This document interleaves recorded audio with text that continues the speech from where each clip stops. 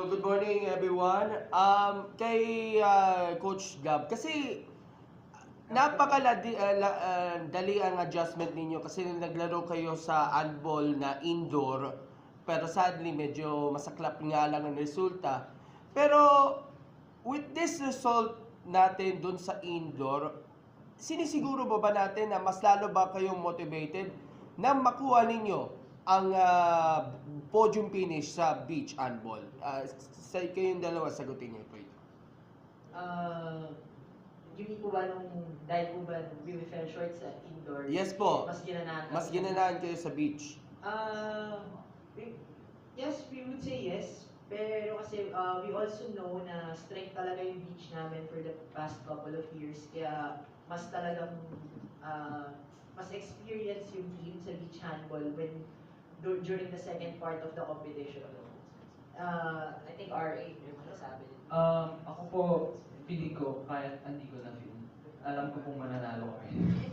Alam ko pong mananalo kami kasi itong mga tournaments na sinalihan namin, we have very short preparation, but we still, 27 sir. Short preparation lang po itong mga previous tournament, pero yung lamang po, kaya yung talo po namin sa CF is hindi sobrang layo. Like 5 points, 4 points, 7 points. So, confident po kami with this ample time of preparation for SEA Games. I'm pretty sure, and I'm really sure na podium kami. Linawin ko lang yung SEA Games sa Thailand, indoor lang ang nag-iisang event. So, paano nyo i-measure ang success ninyo sa beach handball para naman sa inyo pagsabak naman sa indoor? Kasi alam mo naman, magkaiba ang beach saka sa indoor. So, aasapan pa ba natin na sabihin natin, mas lalo pa kayong gaganaan na magsanay kahit na-injure kayo, kagaya ni Rab, merong injury dyan sa kanyang kamay. Mas lalo ba kayong gaganaan pagdating nga sa SEA Games? Yes po. If there's one thing na nabigay sa amin ng CHAF is that na-realize namin na kaya talaga. Kaya talaga given na kaka-start lang nila sa indoor few months ago. So, given na we still have the rest of the year to prepare, and being an underdog team pagdating sa SEA Games dahil nga tingin nila last place kami ng CHAF, it gives us siguro an advantage din na parang, kaya namin to. Tapos, tsaka kami mag-excel pag nandun na sa tournament mismo.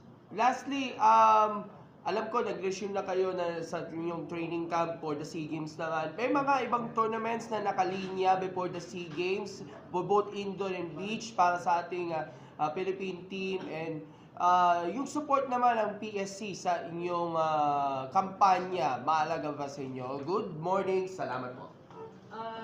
Yun nga po, as we mentioned kanina, ang pinaghahandaan lang po namin talaga this year is yung Asian Beach Handball Championships and the Southeast Asian Games.